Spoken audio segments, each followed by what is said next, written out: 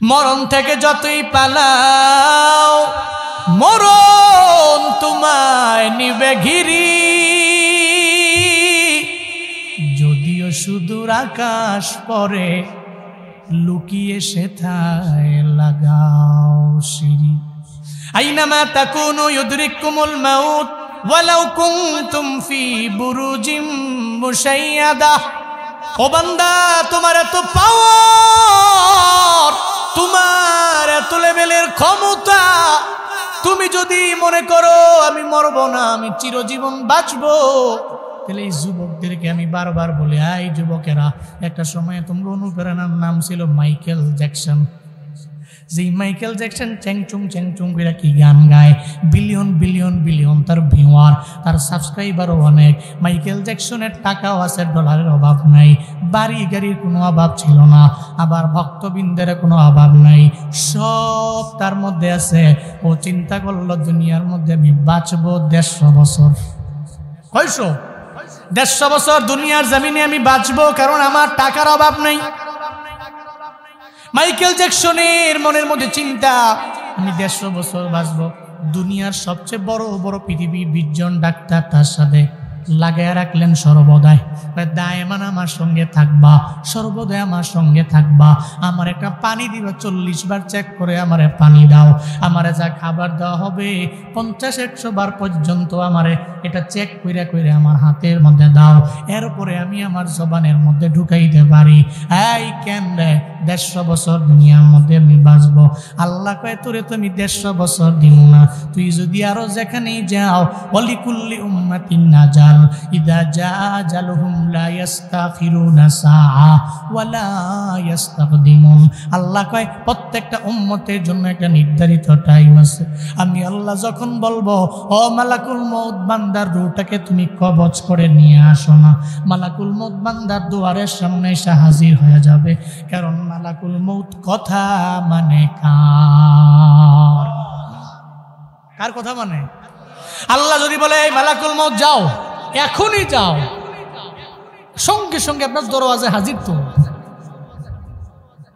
Michael Jackson চিন্তা করলো 150 বছর আমি বাঁচবো। 50 বছর পরে আল্লাহ বললো, এই মালাকুল মউত তার দরওয়াজার সামনে গিয়া কোরআন আনলো। 100 বছর রয়ে গেল মনের মধ্যে, 50 বছর পরেই দুনিয়ায় নাই। এখনো আছে সেই ইতিহাস, ইউটিউব খুলে সার্চ করো, পেয়ে যাবা। দুনিয়ার বড় বড় ধনীরা, দুনিয়ার বড় বড় প্রসিদ্ধরা, এরা চিন্তা করে দুনিয়ার মধ্যে আমি থাকবো, কিন্তু এরা পারে না। তাহলে আমি আর আপনি তো এত বড় প্রসিদ্ধ হতে পারলাম না, এত টাকাওয়ালাও আমি হতে পারলাম না, এত দামি বাড়ি গাড়ির মালিকও আমি হতে পারলাম না। তাহলে আমি কোন নিয়তে আমি বলি, আমি কোন দিকে চিন্তা করে আমি বলি আমি বাঁচবো? আমার বাঁচার বিন্দু মাত্র পরিমাণ কোনো গ্যারান্টি নেই। আল্লাহ জীবন দিয়ে দিলেন, আল্লাহ মরণ দিয়ে দিলেন।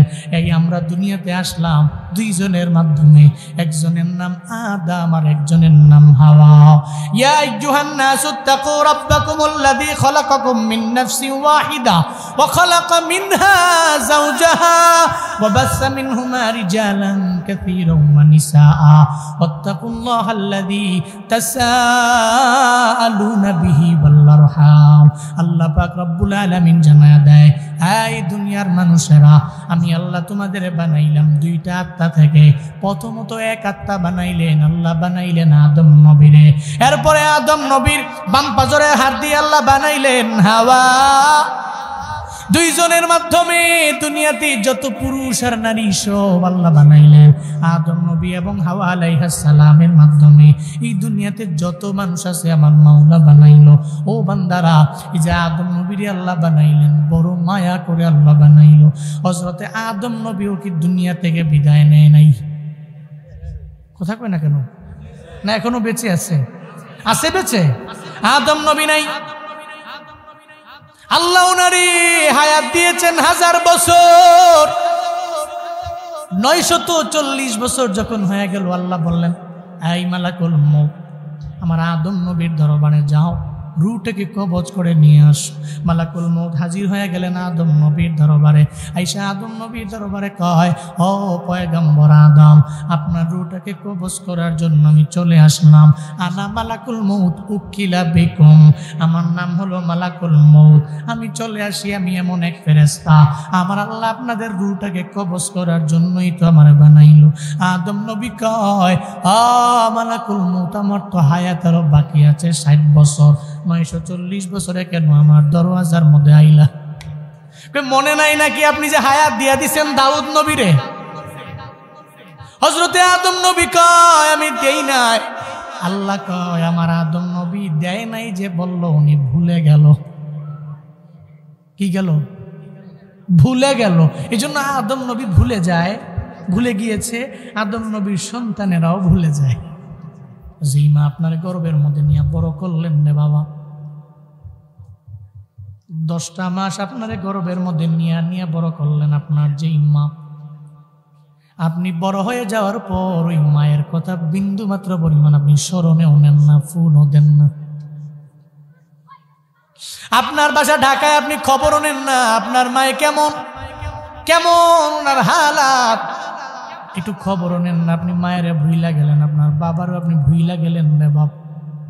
যেই মা বাবার মাধ্যমে আসমান দেখলেন, জমিন দেখলেন, দুনিয়া সব আপনি দেখলেন রে বাপ।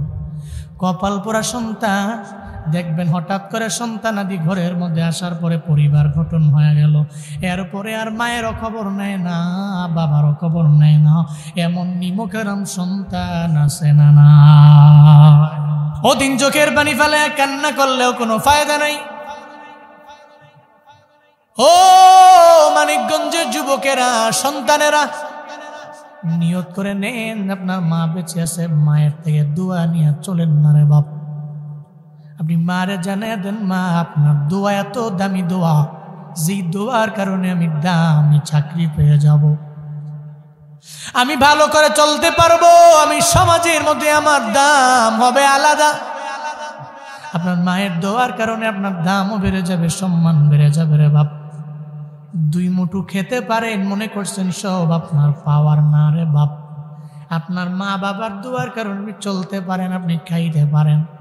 যদি বদদোয়া লেগে যায়, মা বাবার বদদোয়া লাগলে, মা বাবা যদি নারাজ হয়, দুনিয়াও ধ্বংস হবে, আখিরাতও ধ্বংস হবে, আল্লাহ আপনার প্রতি নারাজ হয়ে যাবে। আল্লাহ নারাজ। এই জন্য মা বাবার থেকে দোয়া নিয়ে চলবেন, ভুলা যাবে না, সব ভুলা যায় না। এই ময়দানে অনেকে আছে যেই মানুষগুলো মা হারায়, বাবা হারাইয়া দেখবেন ঈদের দিনে আর সেমাই খাইতে পারে না। ঈদের দিনে নাতি যা কয়, ও দাদা দামি এক সেমাই কিনে আনলাম আপনার জন্য, একটু ধরেন না দাদা, সেমাই খান না। দাদার কাছে বলার পরে দাদাই কয়, নাতিরে আমি কেমনে খামো, আমার মায়ের কথা ঈদের দিনে আমার মনে পড়ে যায়। আমার মায়ের টাকার কারণে ঈদের দিনে এটা শাড়িও কিনতে পারেন না, আমার বাবা একটা দামি লুঙ্গিও কিনতে পারেন না। ওই সময় আমরা গরিব ছিলাম, গরিব ফ্যামিলির ছিলাম আমরা, আমি চাইলেও আমার বাবারে আমি কিনে দিতে পারিনি।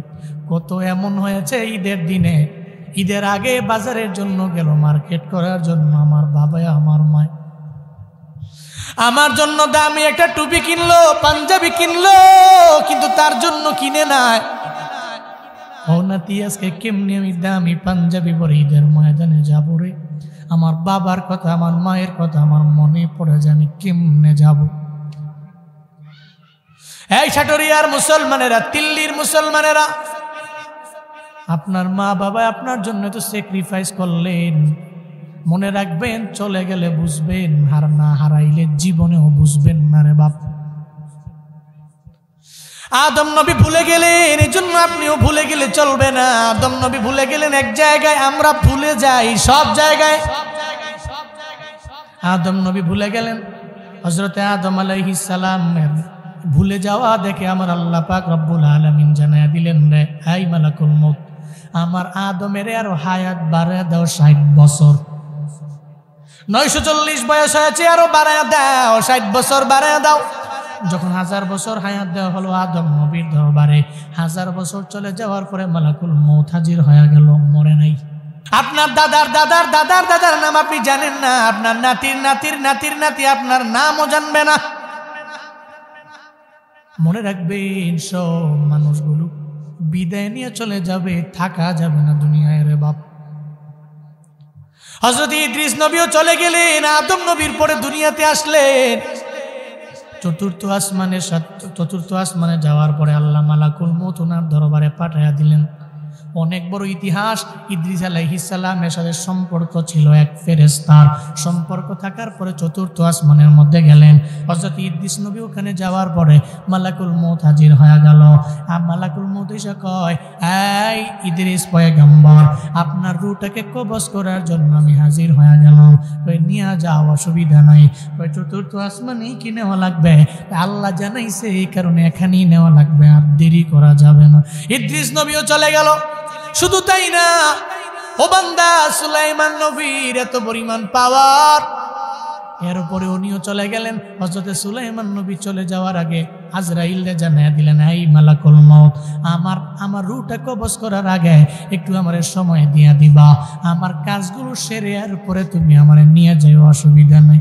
উনার মরণের আগে মালাকুল মউত হাজির হয়ে জানিয়ে দিল, এই সুলাইমান পয়গম্বর, টাইম ইজ আপ, প্রায় শেষ পর্যায়ে চলে আসলো, এখন আপনি বিদায় নিয়ে চলে যাওয়া লাগবে, অল্প কয়েকদিন বাকি আছে। যেই সুলাইমান নবীর এত পরিমাণে পাওয়ার, সব জিনেরা সুলাইমান নবীর কথাও শুনে ওনার আদেশও মান্য করে। জিনেরা যেই নবীর কথা শুনে শুনে কাজ করেন, ওই সুলাইমান নবী জানায়া দিল, এই জিনেরা, আমার দরবারে তোরা সব সামনে আয়। জিনদেরকে উনি ডাকলেন আর বললেন, একটা প্রজেক্টের কাজ বাকি আছে, সব প্রজেক্টের কাজটা তোমরা কমপ্লিট করে নাও। জিনেরা হযরত সুলাইমান নবীকে দেখলে কাম করে না, দেখলে কাম করে না, এই জন্য সব জিনেরা কাজও করতে লাগলো। আমার মৃত্যুবরণের আগে আমার জন্য একটা কাচের ঘর বানাও, ডানে বামে সামনে পেছনে একটা কাচের গ্লাস দিয়ে আমার জন্য একটা রুম বানাও। ওনার জন্য রুমও বানায় দেওয়া হলো। এরপর ওখানে উনি ওই রুমের মধ্যে সুলাইমান নবী একটা লাঠির উপরে ভর করে উনি দাঁড়ায় রইলেন। এমন হালাতে জিনেরাও কাম করে মনে করে বাদশা দাঁড়ায় আছে।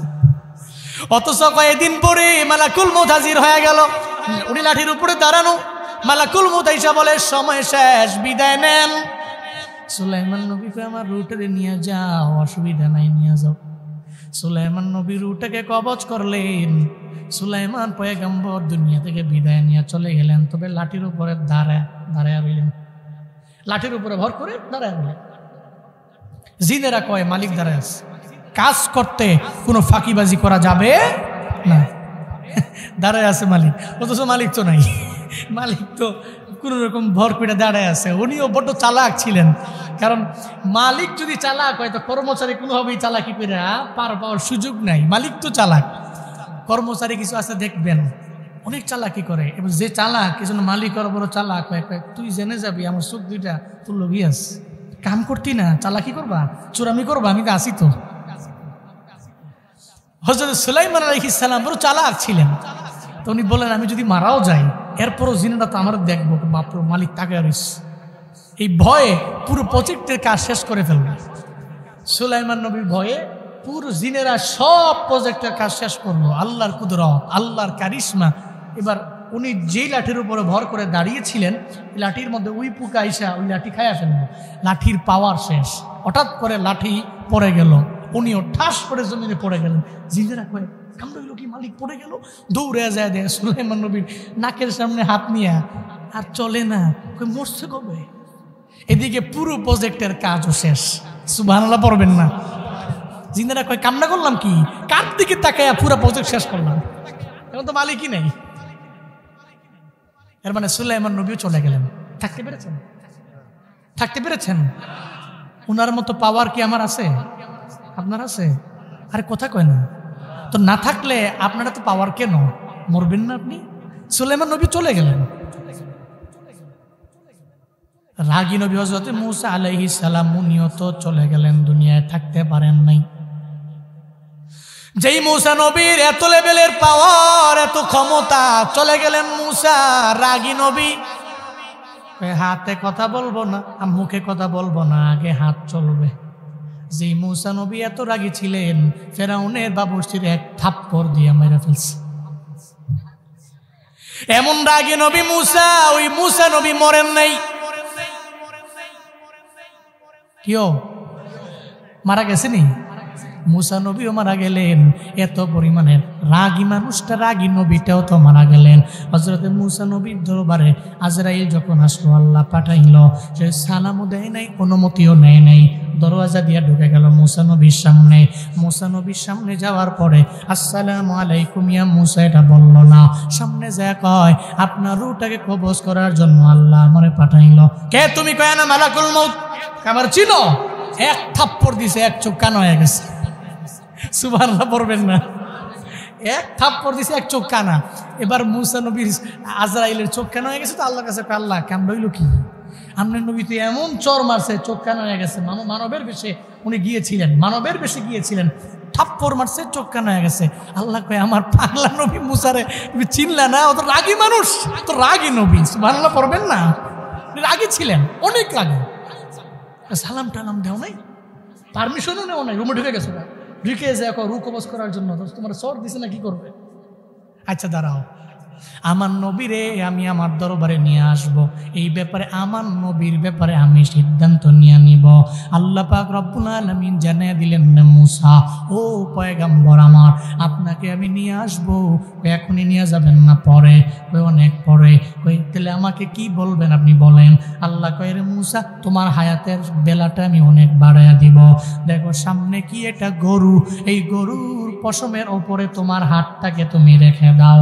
মুসা নবী গরুর উপরে একটু নিজের হাতটাকে রাখলেন।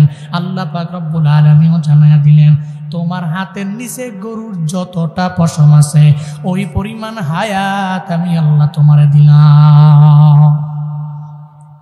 মুসা নবী আমার আল্লাহকে জানিয়ে দিলেন, হে মালিক,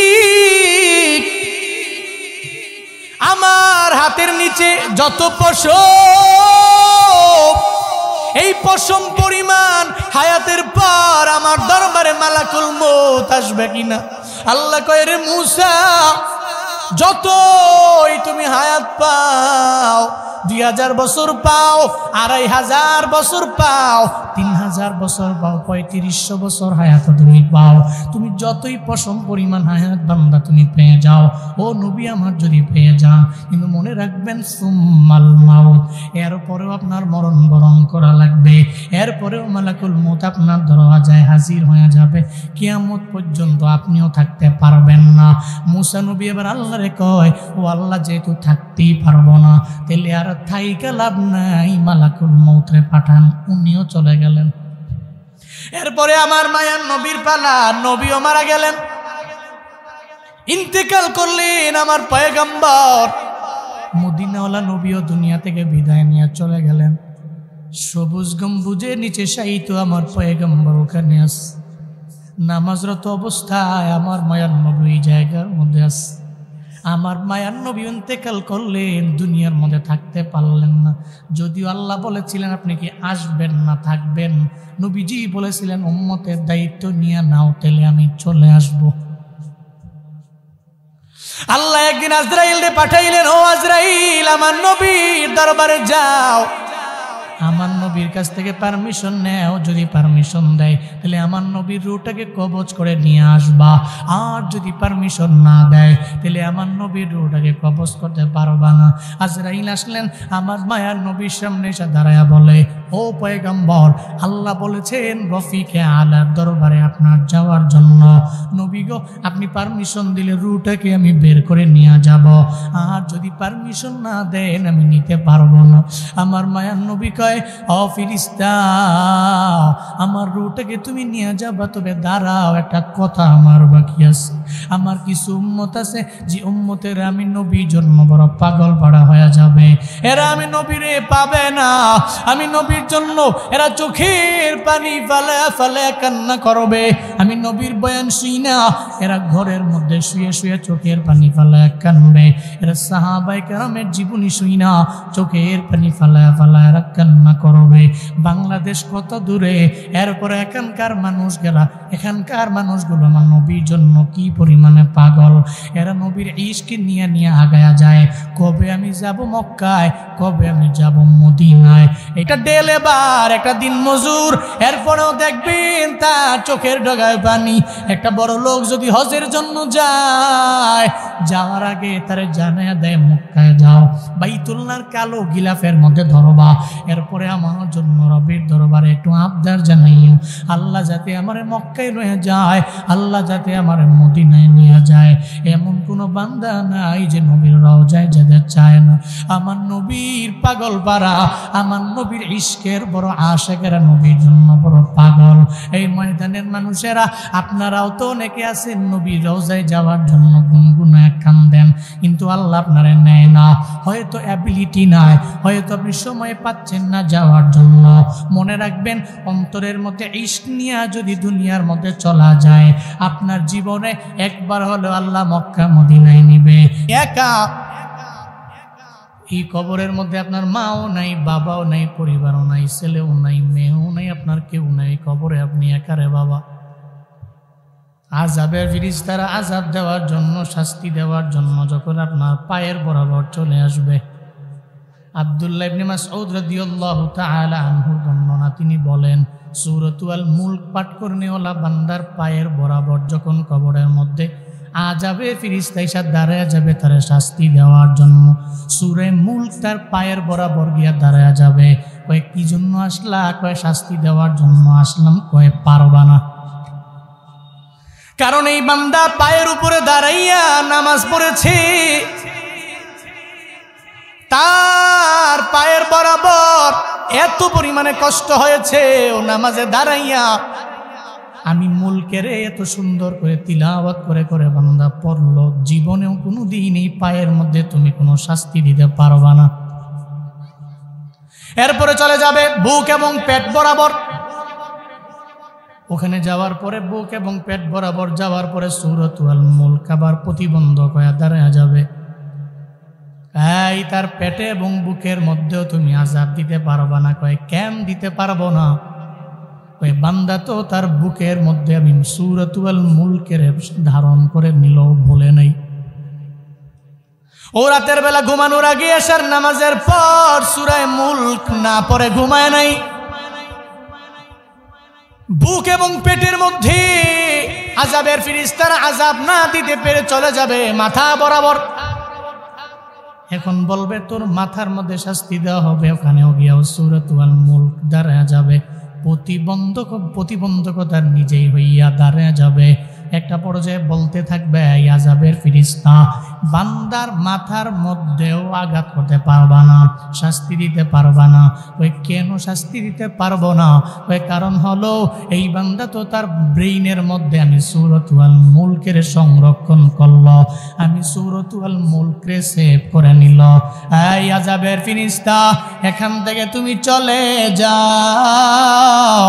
কবরের আযাব তোমার জানি আমি বড় ভয়ঙ্কর, কিন্তু সূরাতুল মুলক পাঠ করনেওয়ালা বান্দারে তুমি পা বরাবর আসলেও পায়ের মধ্যে আযাব দিতে পারবা না, তার বুক বরাবর আসলে বুকের মধ্যে আযাব দিতে পারবা না। শুধু তাই না, তার মাথা বরাবর আসলেও তার মাথার মধ্যে আযাব দিতে পারবা না। একটা পর্যায়ে এমন হয়ে যাবে ওই কবরের মধ্যে বান্দাটারে সূরাতুল মুলক পাঠ করনেওয়ালারে আযাবের ফেরেশতা শরীরের কোনো অংশেই আযাব দিতে পারবে না। কেমন দামি সূরা, সূরা মুলক এত দামি সূরা, কবরের আযাব সহ্য করার মতো ক্ষমতা বান্দার নাই। যেই আযাব এত ভয়ঙ্কর,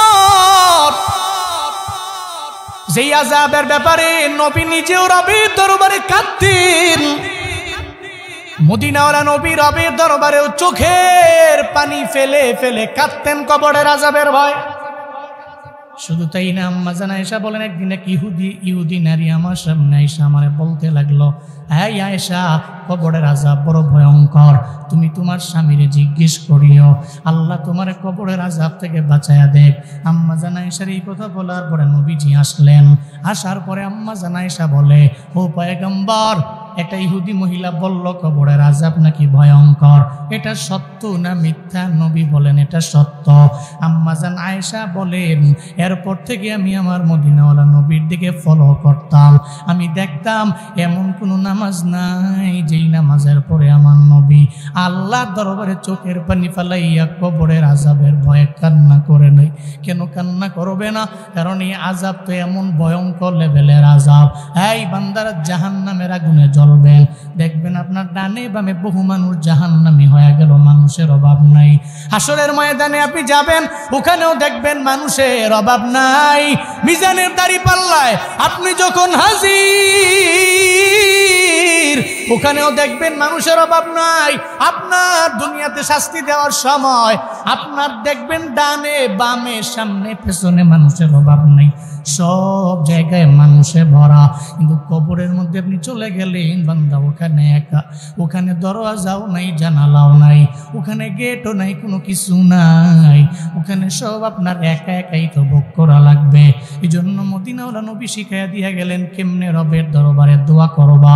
কবরের আযাবের কথা চিন্তা করে নবী যেই দোয়া রবের দরবারে করতেন, আল্লাহুম্মা ইন্নী আউযু বিকা মিন আযাবিল কবর ওয়া মিন আযাবিন নার ওয়া মিন ফিতনাতিল মাহইয়া ওয়াল মামাত ওয়া মিন ফিতনাতিল মাসীহিদ দাজ্জাল।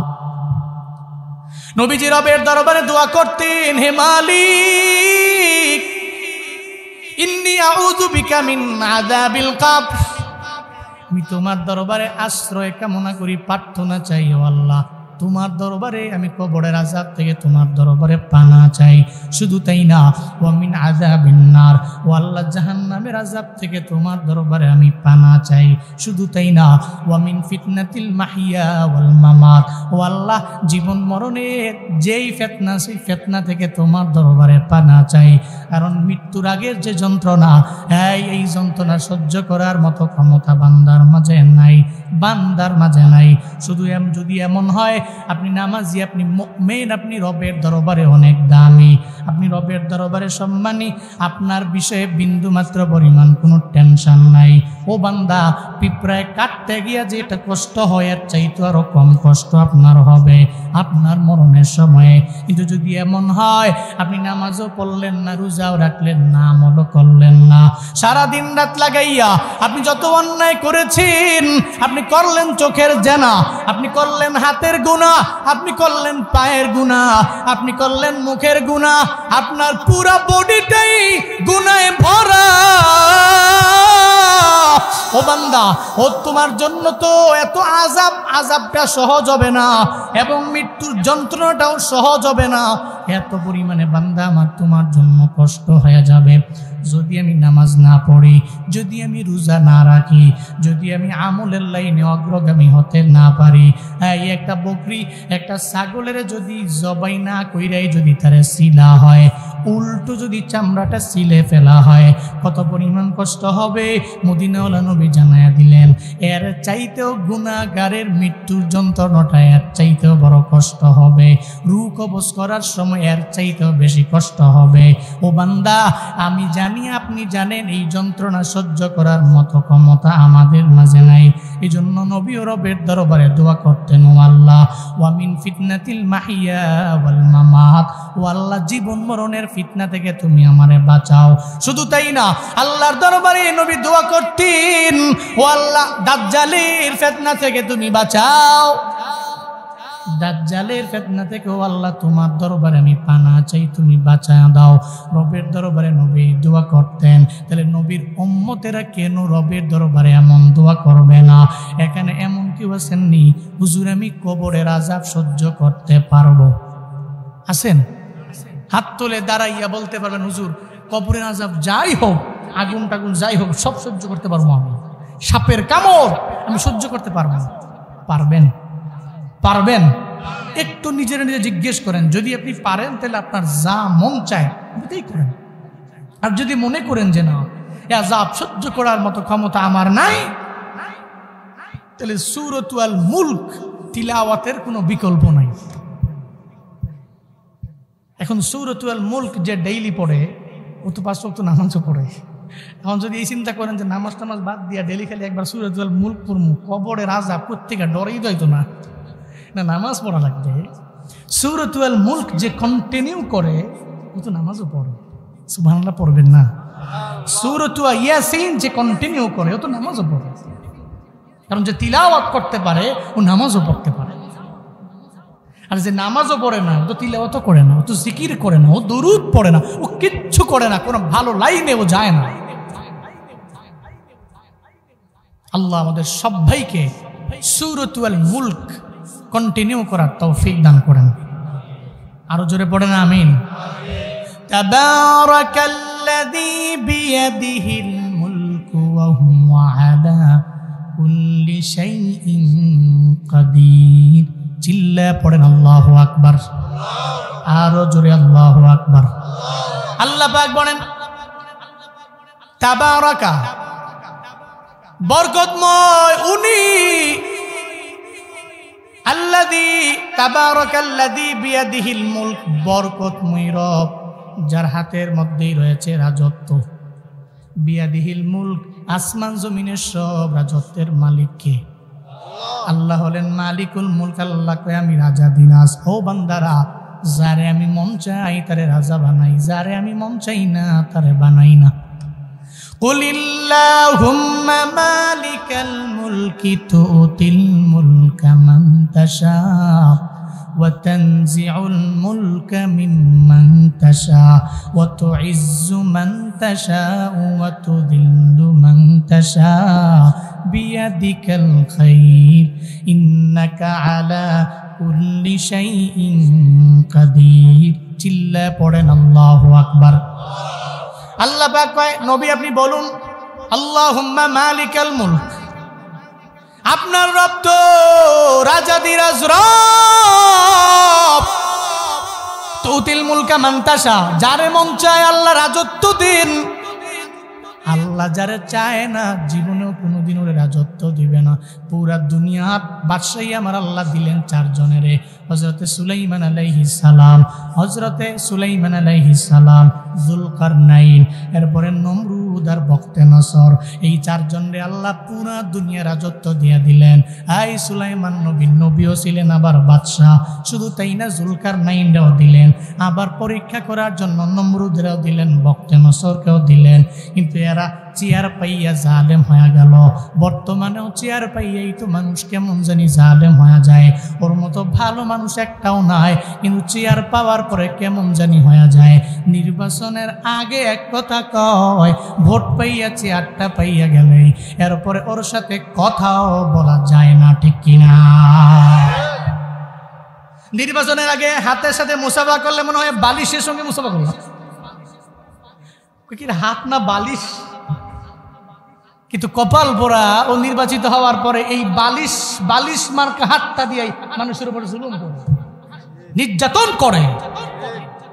মানুষগুলো কেমন জানে, ও মনে করে এই চেয়ার তো পাইছি, মনে হয় কিয়ামত পর্যন্তই আমার।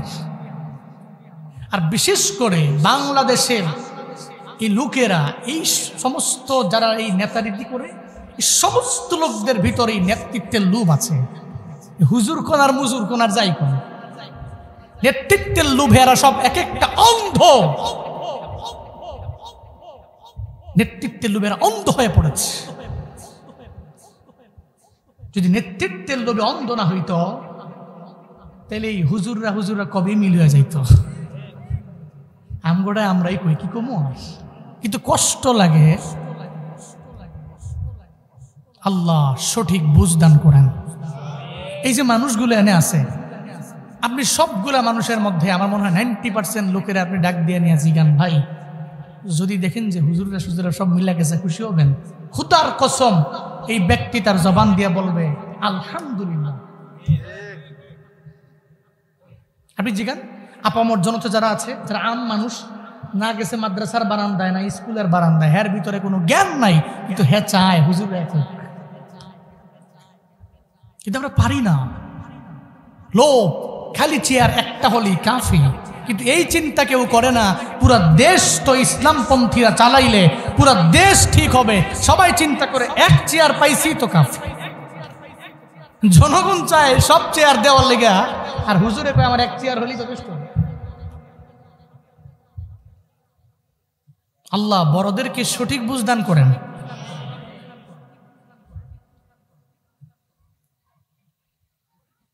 তাহলে আল্লাহ কাউরে তার রাজত্ব থেকে কিছু অংশের মালিক বানায়। তবে কি এটা কি চিরস্থায়ী না ক্ষণস্থায়ী? এটা ফানিয়া, এটা ফানিয়া, বাকিয়া নয়, এটা ফানিয়া। ধ্বংস হবে কয়েকদিন পরে। ব্রিটিশের দ্বিতীয় রানী এলিজাবেথ 70 বছর টানা ছিল রাজা, পাওয়ার ছিল। 70 বছর পরে মরে গেছে, শেষ নাই। এরপরে ক্ষমতা আছে আর? কারণ বান্দার মৃত্যুর বিন্দু মাত্র পরিমাণ কোনো গ্যারান্টি আছে? ক্ষমতার কোনো গ্যারান্টি নাই, মরণের কোনো গ্যারান্টি নাই। যেই জায়গায় মরণেরও গ্যারান্টি নাই, যেই জায়গায় বান্দার ক্ষমতার গ্যারান্টি নেই, ওই জায়গায় এই বান্দা অহংকার করে কেমনে আমার মাথায় ধরে না। কয়েকদিন পরেও মারা যাবে, কোন জায়গায় মারা যাবে এটাও জানে না। এই মানুষটাও একজনে আর একজনের পাথর দিয়া বাইরে আমারে ঠিক কিনা, ও জানে না ওর কোথায় মরণ। আল্লাহ কয় আমি আল্লাহ মালিকুল মুলক, রাজাধিরাজ, আমি রব। আমি আল্লাহ যারে চাই তারে ক্ষমতা দেই, আমি আল্লাহ যারে চাই না তারে ক্ষমতাও দেই না। আল্লাহ কয় যারে সম্মান দিই চেয়ারের মধ্যে আমি আল্লাহ বসে সম্মান দিই। আমি আল্লাহ যারা চাই না চেয়ার থেকে কান ধইরা আমি আল্লাহ নামায় দেই। তবে ইবাদুর রহমান খাঁটি যারা হবে এরা জীবনেও কোনোদিন জমিনের মধ্যে চলতে গেলে অহংকার নিয়ে চলবে না। সূরাতুল ফুরকানের 63 নম্বর আয়াতের মধ্যে আল্লাহ সেই ব্যাপারে জানায় দিয়েছেন, ওয়া ইবাদুর রহমানিল্লাযীনা ইয়ামশুনা আলাল আরদি হাওনা ওয়া ইযা খাতাবাহুমুল জাহিলুনা ক্বালু সালামা। চিল্লা পড়েন আল্লাহু আকবার। আল্লাহ পাক বলেন ইবাদুর রহমান যারা, আমি রহমানের খাঁটি বান্দা যারা, এরা জীবনেও কোনোদিন চলার পথে যখন জমিনের মধ্যে এরা চলবে, এরা ভাব নিয়ে চলবে না, এরা অহংকার নিয়ে চলবে না, তাকাব্বুরি নিয়ে চলবে না, বরং নিজের বিনয়ী বিনয়ী বানায় এরা চলবে। হযরত মুসা আলাইহিস সালামের ঘটনা তো অনেকেরই জানা। নিজের চিন্তা করলো আমার চাইতে জ্ঞানী পুরো এলাকার মধ্যে কেউ নাই, এই দেশের মধ্যে আমার কেউ নাই। হযরত মুসা পয়গম্বর বয়ান দিতে লাগলেন লোক সমাজের সামনে। হঠাৎ করে একজনে দাঁড়ায় গেল, দাঁড়াইয়া কয়, এই মুসা পয়গম্বর, আপনার চাইতে জ্ঞানী এই পৃথিবীতে কেউ আসেননি। উনি চিন্তা করলেন আমার কাছে ওহী আসে, আল্লাহর সাথে আমি এত পরিমাণে কথা বলি। কথা বলতে বলতে বলতে বলতে ওনার লক্ষ্যবি হয়ে গেল কালিমুল্লাহ। আল্লাহর সাথে কথা বলে কম না বেশি? একটু বেশি না অনেক বেশি? আল্লাহর সাথে কথা বলে বেশি। ওয়া কাল্লামাল্লাহু মূসা তাকলিমা। আল্লাহর সাথে কথা বলে মূসা নবী বলার মতোই বলে। মূসা নবী চিন্তা করলো আমার চাইতে জ্ঞানী কেউ নাই, আমি সবার চাইতে জ্ঞানী। সঙ্গে সঙ্গে ব্যক্তির জবাবে বলে উঠলো আমার চাইতে জ্ঞানী কেউ নাই। আল্লাহ রাগান্বিত হয়ে গেলেন। আল্লাহ কয়, রে মূসা, তোমার চাইতে বুঝি জ্ঞানী পৃথিবীর মধ্যে কেউ নাই। আছে রে মূসা, তোমার চাইতেও জ্ঞানী আছে। কে সেই জ্ঞানী? কোথায় তার স্থান আমায় বলেন। আল্লাহ কয়, এমন একটা জায়গা মাজমা আল বাহরাইন, 2 সমুদ্রের সংযোগস্থলে গেলে ওই জ্ঞানীরে তুমি খুঁজে পাইবা, ওখানে যাও। আল্লাহ ওখানে গেলে তোমার চাইতেও জ্ঞানীরে তুমি খুঁজে পাইবা। হযরত মূসা নবী জানায়া দিলেন ওনার দরবারে আমি যাব, ওনার দরবারে আমি যাব। আল্লাহ কয়, যাওয়ার জন্য তুমি যদি যেতে চাও তাহলে হাতের মধ্যে একটা থলে নাও, আর এই থলের মধ্যে একটা মাছ নাও। থলের মধ্যে মাছটা যেখানে যে বের হয়ে চলে যাবে ওখানে ওই ব্যক্তির সন্ধানটা তুমি পেয়ে যাবা। আল্লাহ যেমনি বললেন হযরতে মূসা পয়গম্বর সেভাবেই শুনলেন। সঙ্গে নিলেন হযরতে ইউশা বিন নুন আলাইহিস সালাম, ওনার ভাগনা। আবার ইন ফিউচারে ওনার পরে যখন তিনি নবীও হয়ে গেলেন, উনি পয়গম্বর হলেন, সফর সঙ্গে নিয়ে নিলেন। এই যে আমি জুনায়েদ আল হাবিব আসলাম ঢাকা থেকে আপনার এলাকায়, আমার সাথেও সফর সঙ্গী আছে। এটাই দুনিয়ার আগে থেকে নিয়ম। একটা সফরে যাওয়ার সময় একা একা যাওয়া ঠিক না, সঙ্গে সফর সঙ্গীও নেওয়ার দরকার। হযরত মূসা পয়গম্বর সফর সঙ্গী নিলেন হযরত ইউশা বিন নুন আলাইহিস সালাম। আল্লাহ সেই ব্যাপারে বয়ান করেও জানিয়ে দিলেন, وَإِذْ قَالَ مُوسَى لِفَتَاهُ لَا أَبْرَحُ حَتَّى أَبْلُغَ مَجْمَعَ الْبَحْرَيْنِ أَوْ أَمْضِيَ حُقُبًا। আল্লাহ পাক বলেন, ওয়াইদ, নবী স্মরণ করুন ওই সময়ের কথা। ক্বালা মূসা লিফাতাহু, যখন মূসা নবী বললেন তার সফর সঙ্গী হযরত ইউশা বিন নুনের, ইউশা চলো না আমার সঙ্গে। সফর সঙ্গী হিসাবে দুইজনই রওনা। দুইজন যখন রওনা করলো, বলল লা আবরাহু হাত্তা আবলুগা মাজমাআল বাহরাইন, আমরা দুই সমুদ্রের সংযোগস্থল পাওয়া পর্যন্ত আমরা থেমে থাকব না। আও আমদিয়া হুকুবা, অথবা এর চাইতেও যত সময় লাগবে, যতক্ষণ সময় লাগবে আমরা চলবই চলবই চলবই চলব। ওই জ্ঞানী ব্যক্তিটা না পাওয়া পর্যন্ত আমরা দুইজনের একজনও এক জায়গায় থামব, আমরা থামবো না, চলতে থাকবই থাকবো। এরা দুইজন চলতে লাগলেন। একটা পর্যায়ে হাতের মধ্যে থলে আছে, আর থলের ভিতরে একটা মাছ আছে। হযরত ইউশা আলাইহিস সালাম, হযরত মূসা আলাইহিস সালাম চলতে লাগলেন। চলতে চলতে এক জায়গায় গিয়ে ক্লান্ত হয়ে পড়লেন। আমি সংক্ষেপ করে বলে ফেলি, আমার ওদিকে যাওয়া মাকসাদ না। ক্লান্ত হয়ে পড়লেন। এবার একটা পর্যায়ে মূসা নবী বললেন, চলো আরাম করি, রেস্ট করি। একটা পাথরের ওপরে মাথা রাইখা দুইজনে ঘুমাইলেন। সমুদ্রের ঢেউয়ে পানি আইসা পড়ল থলের মধ্যে, মাছ বের হয়ে চলে গেছে। হযরত ইউশা বিন নুন আলাইহিস সালাম উনি বুঝতে পেরেছিলেন এবং জানতেন, কিন্তু হযরত মূসা আলাইহিস সালাম ঘুম থেকে জাগার পরে উনি বলতে ভুলে গেলেন। মূসা নবীরও মনে নাই, হযরত ইউশা নবীরও মনে নাই। দুইজনই রওনা। অনেক দূর যাওয়ার পরে হঠাৎ করে ক্লান্ত হযরত মূসা নবী বললেন, এই নাস্তা আনো। পেটে প্রচণ্ড লেভেলের ক্ষুধা। নাস্তা আনতে বললেন, নাস্তা আনা হলো। হযরত মূসা আলাইহিস সালামকে দেওয়া হলো। নাস্তা খাওয়ার সময় হঠাৎ করে মনে পড়লো, আরে আল্লাহ তো কইছে আমার চিহ্ন হলো ওই মাছ। মাছটা কই? ইউশাকে ভুলে গেছি। মাছ তো কোথায় ভুলে গেছি? ওই যে যেই জায়গায় আগে শুয়েছিলাম, যেখানে রেস্ট করেছিলেন, ওখান থেকেই তো মাছ চলে গেছে। কিন্তু আপনার ঘুম থেকে জাগার পরে আমি আর সেই মাছের সন্ধানও পাই নাই, আপনার বলতেও আমার মনে নাই, চলে আইছি। অথচ মূসা নবী কয়, আরে আমরা যা সাইরাইছি ওইটা তো ওই জায়গায় ছিল, আমরা তো ওই জায়গায় যেতাম, আর ওই জায়গায় তো আমাদের গন্তব্যস্থান ছিল। বললা কি? قال ذلك ما كنا نبغي فارتد على آثارهما قصصا।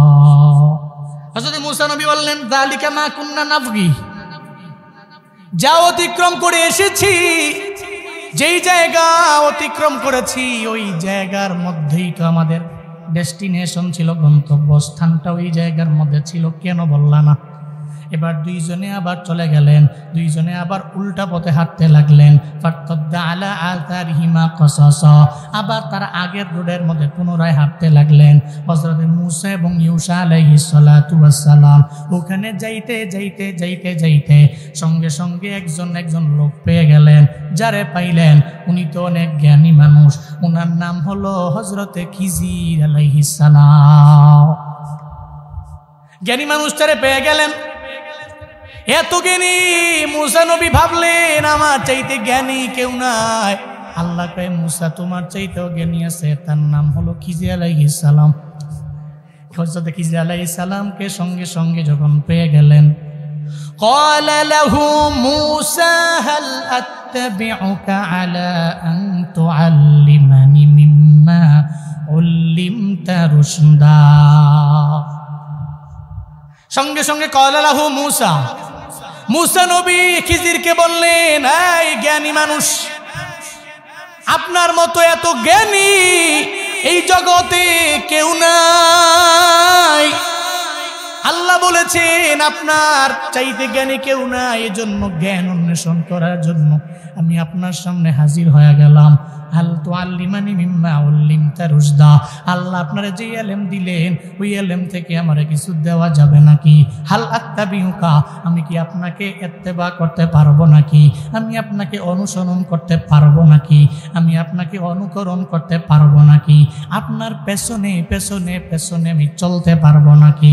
যখন হযরতে মূসা আলাইহিস সালাম ওনারে বললেন, সঙ্গে সঙ্গে উনি বললেন, জীবনেও কোনোদিন তুমি আমার সাথে চইলা সবের হতে পারবা না, ধৈর্য ধারণকারী জীবনে হতে পারবা না, নিজের সবের বানাইতে পারবা না।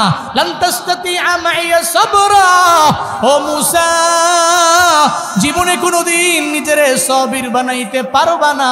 আমার সাথে চলবা তো চলবা, কিন্তু সবির হতে পারবা না। হযরতে মূসা নবী জানায়া দেয়, আমি অবশ্যই পারবো তো পারবো, খালি আমার সঙ্গে নিয়ে চলেন। এবার খিজির আলাইহিস সালাম সম্মত হইলেন, হ্যাঁ তোমাকে আমি সঙ্গে করে নিয়ে চলবো। তখন দুইজন রওনা করলো। সঙ্গে তো হযরত ইউসা আলাইহিস সালাম সফর সঙ্গী হইলেন, চলতে লাগলেন। একটা নদী পার হয়ে গেলেন নৌকার মাধ্যমে। নদীটা পার হওয়ার পর হঠাৎ করে হযরতে খিজির আলাইহিস সালাম ওই নৌকার মধ্যে একটা ফাঁকা করলেন। একটা ফাঁকা করে পানি উঠতে লাগলো, নৌকাটারে ডুবাইয়া উনি চলে গেল। হযরতে মূসা নবী কয়, কেমন করলেন? যেই নৌকার মাধ্যমে আপনি পুরো নদীটা পার হতে পারলেন, এখন ওই নৌকার মধ্যেই তো আপনি ফাঁকা কইরা নৌকাটারে পানির মধ্যে ডুবাইয়া দিলেন, কেমনে পারলেন? হযরতে খিজির কয়, মূসা আমি জানি তুমি পারবা না, আমি তোমারে বলি নাই জীবনে কোনোদিন এটা তোমার দ্বারা সম্ভব না। ক্বালা ইন্নাকা লান তাস্তাতিআ মাইয়া সাবরা, আমি তোমাকে বলেছি তুমি পারবে না, সক্ষম হবে না, নিজের সবির বানাইতে পারবা না, কিন্তু এরপরেও তো আমার সঙ্গে আসলে তবে চুপ করে থাকা লাগবে। মূসা নবীকে আমি চুপ করে রইলাম। সঙ্গে সঙ্গে হযরত খিজির এবং মূসা আলাইহিস সালামের সামনে ওই নদীর মাঝখান থেকে একটা নৌকার মধ্যে একটা চড়ুই পাখি আসলো। আর এই চড়ুই পাখিটা ওই সমুদ্র থেকে তার ঠোঁট দিয়া একটু পানি সে বহন করে নিয়ে গেল।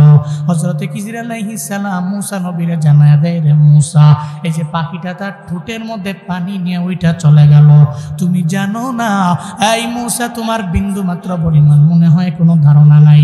এই যে চড়ুই পাখিটার ঠোঁটের মধ্যে পানির যে পরিমাণটা, এই পানির পরিমাণ হলো পুরো দুনিয়ার ইলম এবং জ্ঞান যাদের ভিতরে আছে। পুরা দুনিয়াতে আল্লাহ আসমান জমিনে যা জ্ঞান রাখলেন, দুনিয়ার সমস্ত মাখলুকাতের আল্লাহ যেই জ্ঞান দিয়ে দিলেন, এই সব মানুষের জ্ঞান হলো এই চড়ুই পাখির ঠোঁটের মধ্যে যে পানি, এই পানি পরিমাণ। আর এই পুরো সমুদ্রটা তাকায়া দেখো না, এই পুরো সমুদ্রের মধ্যে যত পানি আছে এর চাইতে আরো বহু জ্ঞানে জ্ঞানী হলেন আমার আল্লাহ, এর চাইতেও বহু জ্ঞানে জ্ঞানী হলেন আমার রব। আমার রব এমন জ্ঞানী রব, আমার রব এমন জ্ঞানী রব, কিন্তু মানুষগুলো কেমন জানি হয়ে যায়। মানুষগুলো নিজের জ্ঞানী মনে কইরা অহংকার করে ও তাকাব্বুরি করে। আমার মতো আমলওয়ালা কেউ নাই, এই আমার মতো ইলমওয়ালা কেউ নাই, আমার মতো বড় খতিব সাহেব কেউ নাই, আমার মতো বড় বক্তা কেউ নাই, আমার মতো ভালো আলেম কেউ হতে পারে না।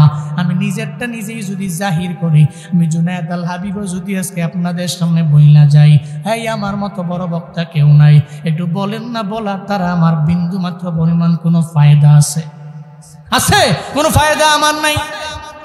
কিন্তু এরপরেও তার মনে মনে চিন্তা, আমার মতো বড় আলেম কেউ নাই, আমার মতো বড় ইলমওয়ালা কেউ নাই, আমার মতো বড় বক্তা দুনিয়ার মধ্যে কেউ নাই। এই চিন্তা নিয়ে নিয়ে বান্দা আগায়। অথচ কোন জায়গায় মরণ হবে তার জানা নাই। এই বান্দা নিজের গ্যারান্টি নিজে দিতে পারে না। ও সুন্দর করে খাইতে গেলে এক লোকমা খাবার যে হাতের মধ্যে লইয়া তার জবানের মধ্যে দিয়া পেটের মধ্যে নিবে এই ক্ষমতাও তার নাই। কিন্তু এরপরেও এই মানুষটা অহংকারের সর্বোচ্চ মাকামের মধ্যে পয়সা ভাব নিয়া নিয়া চলে। আল্লাহ কয় রে গোলাম, আমি রব তোর এমন মালিক, আমি আল্লাহ আসমান বানাইলাম, আমি আল্লাহ জমিন বানাইলাম, আমি আল্লাহ সব বান্দা বানাইলাম। চাইলে তো আমি আল্লাহ অহংকার করতে পারি, আমি আল্লাহ। আল কিবরিয়া রিদাই ওয়াল আজমাতু ইজারি ফামান নাযাআনি ওয়াহিদাম মিনহুমা কাযাবতুহু ফিন্নার। হাদিসে কুদসিতে আল্লাহ পাক রব্বুল আলামিন জানা দেয়, আল কিবরিয়া রিদাই, অহংকার হলো আমি রবের একটা চাদর, ওয়াল আজমাতু ইজারি, আর বরত্ব হলো আমি রবের লুঙ্গি। ফামান নাযাআনি ওয়াহিদাম মিনহুমা, আমার যেই বান্দারা এই দুইটার একটা নিয়ে আমার যেই বান্দারা টানাটানি করবে, কাযাবতুহু ফিন্নার, আমি আল্লাহ তার জান্নাতে দিব না বরং জাহান্নামে নিক্ষেপ করব। ও মানিকগঞ্জের সাটুরিয়ার মুসলমানেরা আমায় বলেন না, অহংকার চাইলে করতে পারে একজন, চিল্লে বলেন তার নাম।